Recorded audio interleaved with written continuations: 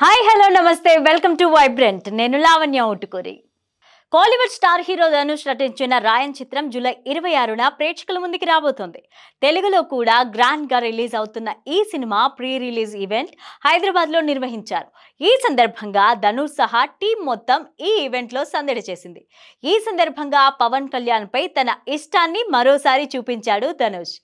ఈ ఈవెంట్ లో పవన్ పేరు చెప్పగానే ఆడిటోరియం మొత్తం దద్దరిల్లిపోయింది.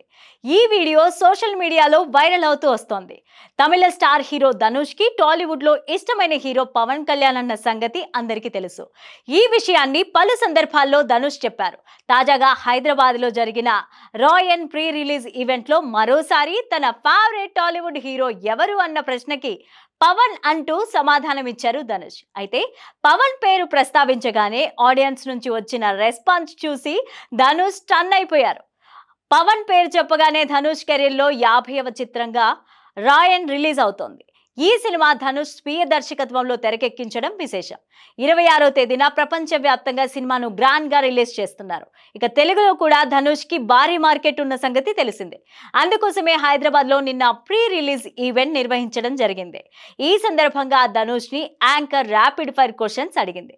తెలుగులో మీ ఫేవరెట్ యాక్టర్ ఎవరు అని అడిగితే దీనికి నేను ఆన్సర్ చెబుతా కానీ వేరే హీరో ఫ్యాన్స్ నన్ను తిట్టుకోకండి, ఐ లవ్ సినిమా, అలానే I love Pawan Kalyan sir అని ధనుష్ చెప్పారు. ధనుష్ నోటి నుంచి పవన్ అనే పేరు రాగానే ఒక్కసారిగా ఆడిటోరియం మొత్తం అరుపులతో దద్దరిల్లిపోయింది.